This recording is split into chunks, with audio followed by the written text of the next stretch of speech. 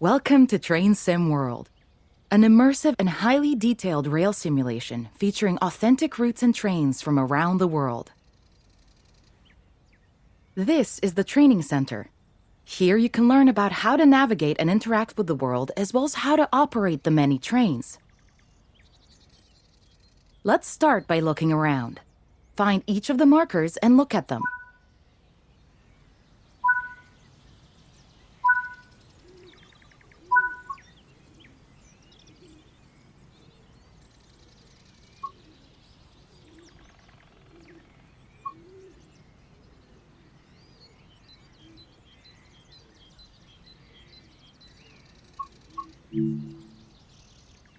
Your current objective is shown at the top left of the screen.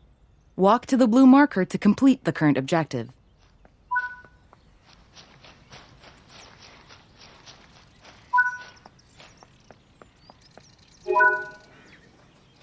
You've been awarded some action points.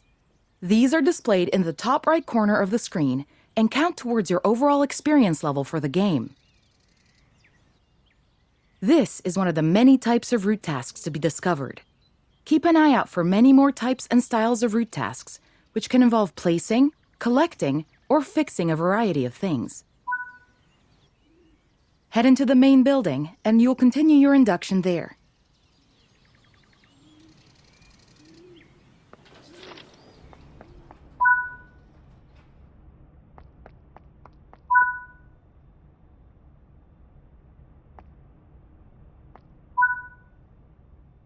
You can pause Train Sim World at any point to review objectives and a lot of other information about what's happening at the moment. Try it now, and then return to the game after you've had a look around.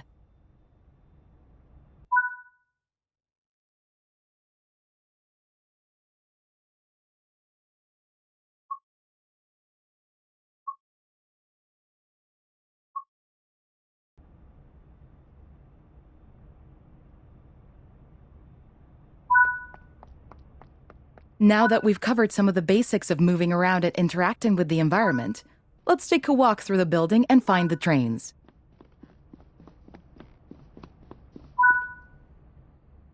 This is Central Square. From here, you can explore the main training center depot and surrounding yards.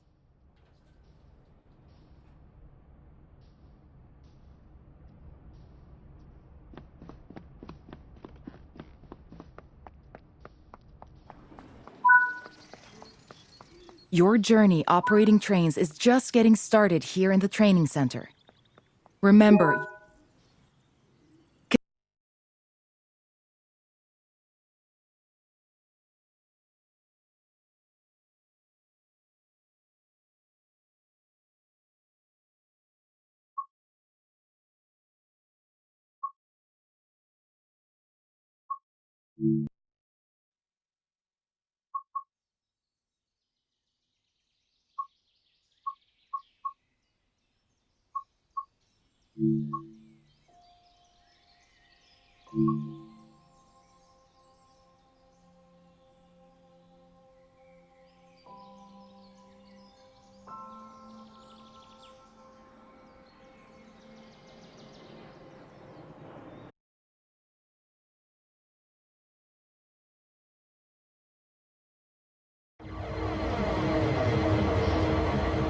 Welcome to Barstow in San Bernardino County, Southern California.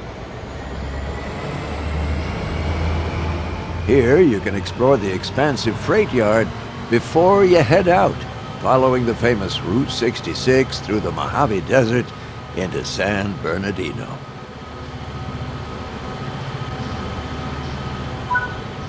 There's a missing safety sign over there.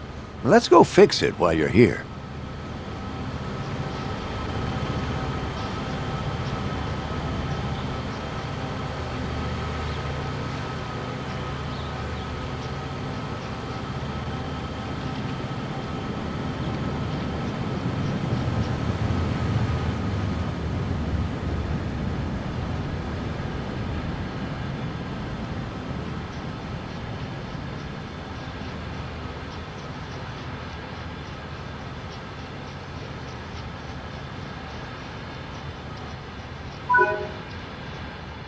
There are many more tasks to discover on this route.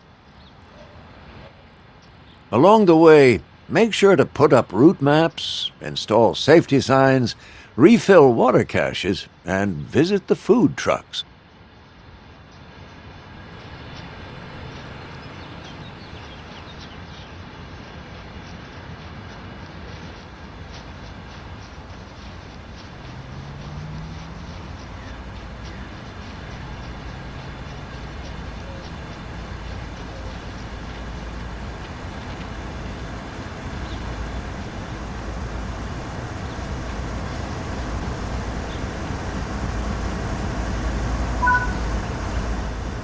Today, we'll be riding along in this ES-44C4. Climb aboard and take a seat.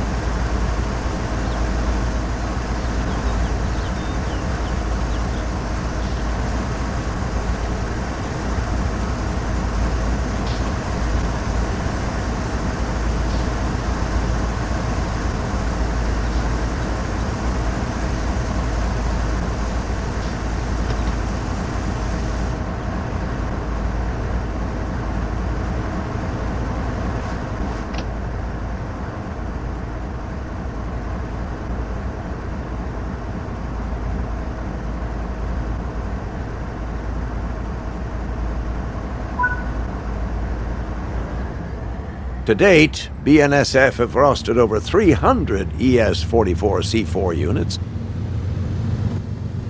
The ES in the name of this model denotes that it's part of GE's Evolution series, and the 44, its rated horsepower of 4,400. C denotes that it has 3 axles per truck, and the 4, it's 4 traction motors. Barstow Yard contains 48 directional tracks. Covers a total area of 593 acres. That's 240 hectares.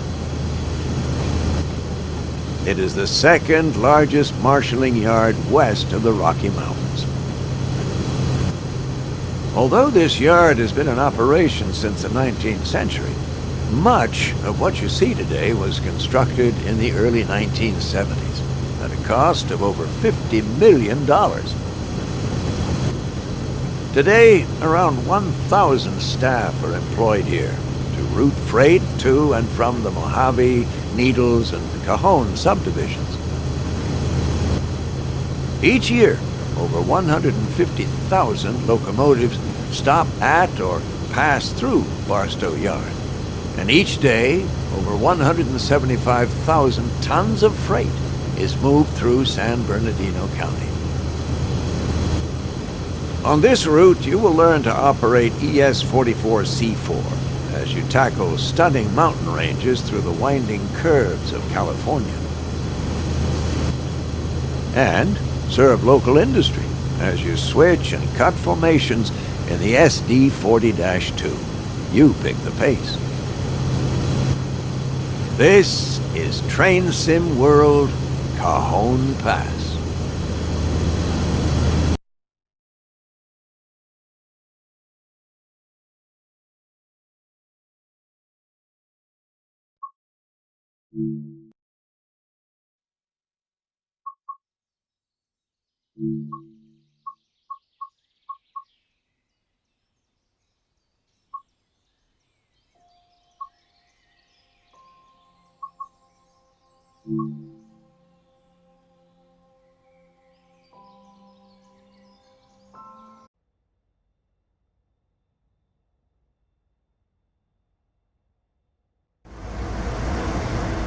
In this training module, you'll be learning how to drive this ES-44C4 locomotive in BNSF railway livery. The ES-44C4 is the fourth generation of the GE Evolution series.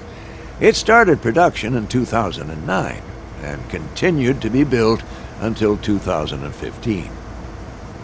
Rated at 4,400 horsepower, these beasts are primarily used for heavy freight and intermodal traffic. When you're ready to begin, climb aboard.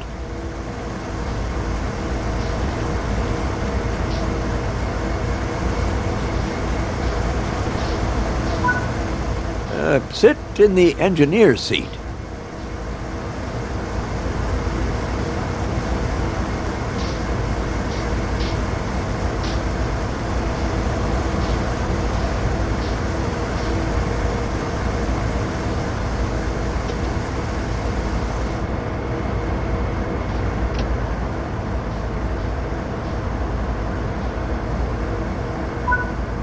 Now you'll go through the steps needed to take over this locomotive. Firstly, you will need to set the generator field switch. This needs to be enabled for the throttle to control the power of the train.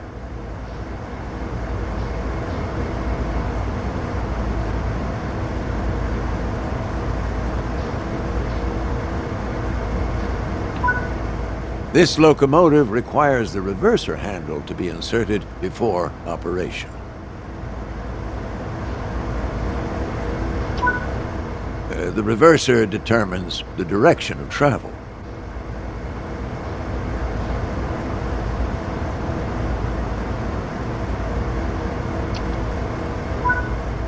Switch the front headlights on.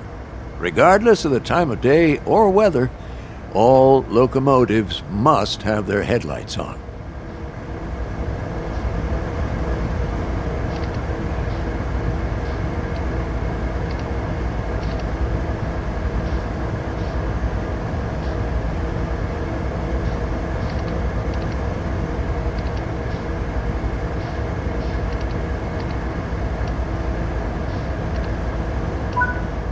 When getting moving, it's worth remembering the following sequence: independent on, auto off, throttle on, independent off.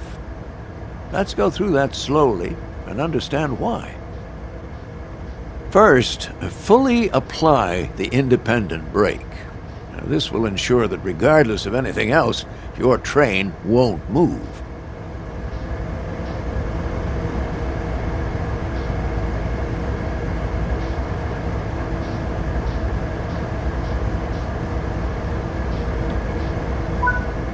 Next, fully release the automatic brake. This will release the brakes on the rest of the train, but you won't go anywhere because those independent brakes are holding you.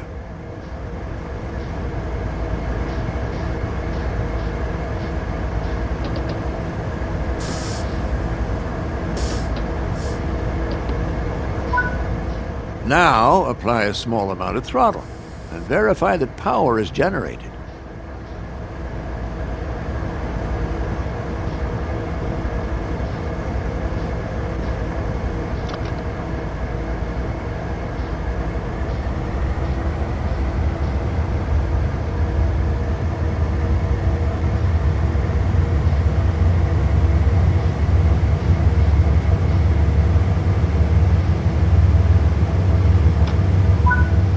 Finally, release the independent brake and you'll start moving.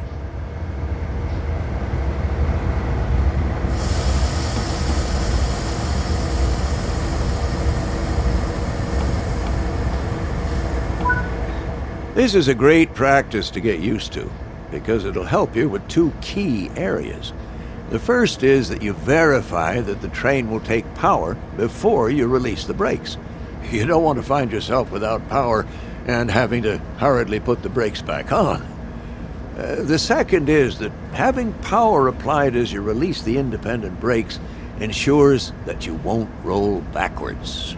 On steeper hill starts, you may even need to start with more power.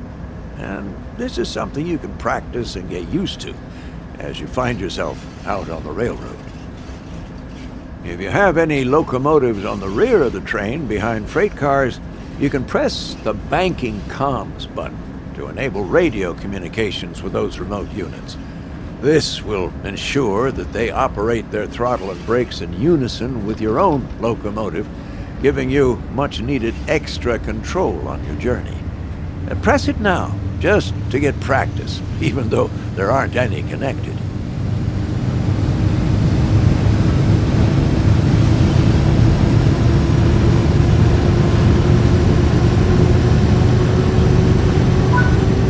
Coasting is a method used to efficiently maintain speed and reduce motor stress and maintenance requirements.